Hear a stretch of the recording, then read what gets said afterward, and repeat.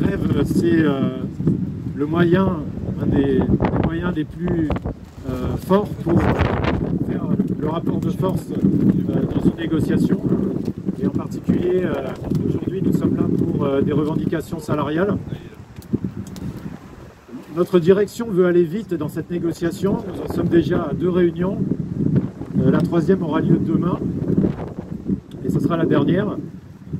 Donc la direction veut aller vite, mais nous aussi.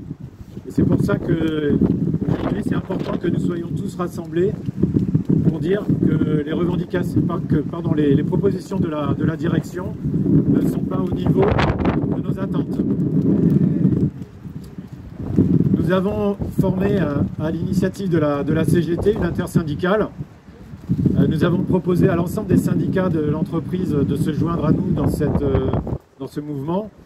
Seule la CFDT a accepté de constituer cette intersyndicale. FO, la CGC, la CFTC n'ont pas répondu. Aujourd'hui, c'est un mouvement qui est global dans Airbus, puisqu'il y a un mouvement ici à Blagnac, il y a aussi un mouvement à Airbus Opération à Saint-Martin, mais aussi au Palais, à la Belge, chez Airbus Defence and Space. Il y a aussi des mouvements à Airbus Hélicoptère à Paris-le-Bourget et dans tous les sites d'Airbus Atlantique, qui est donc la nouvelle entité avec les chantiers les sites de Saint-Nazaire, de Nantes, de Méault, de Mérignac et de Rochefort. Quelques éléments sur les propositions de la direction. Donc, suite à la dernière réunion qui a eu lieu la semaine dernière, vendredi, nous sommes toujours à des propositions sur 2 ans. Cela permet à la direction de gonfler un peu le chiffre, puisque c'est un pourcentage 6,2 en l'occurrence qui sera étalé sur 2 ans et qui est aussi figé. Et aujourd'hui, vous savez tous, il y a une grande incertitude sur la situation économique et la situation internationale. Donc aujourd'hui, ce qui est proposé, c'est 3,6% d'augmentation au 1er juillet 2022 et 2,6% au 1er juillet 2023. Je vous passe les AG et les AI qui sont détaillés dans notre acte. Donc aujourd'hui,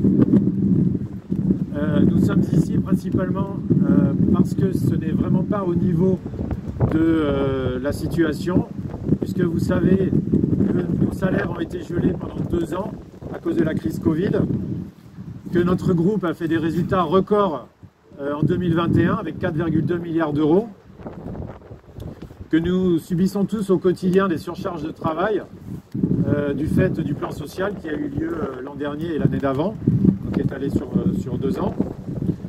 Par ailleurs, l'indice INSEE est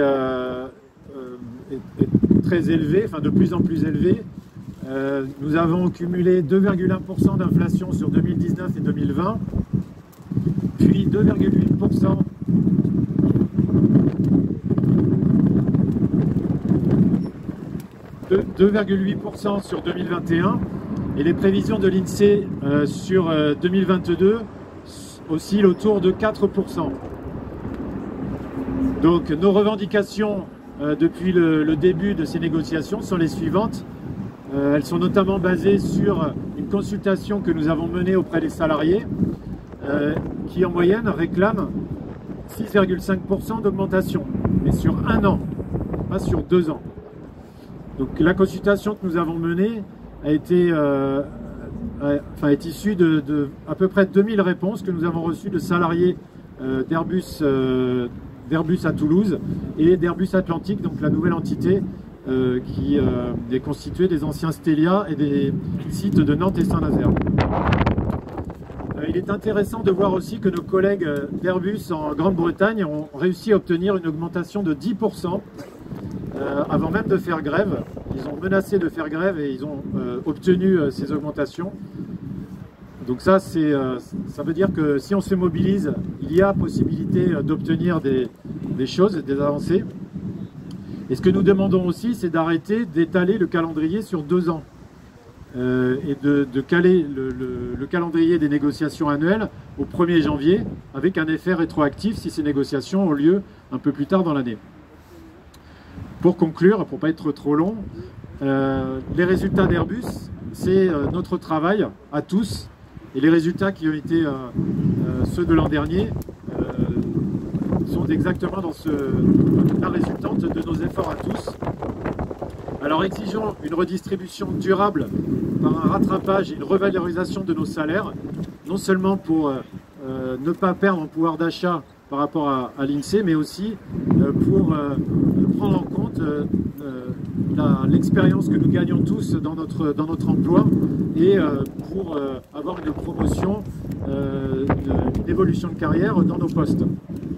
Donc tous ensemble aujourd'hui, soufflons ce vent pour imposer nos revendications et un vrai partage des richesses dans l'entreprise Airbus.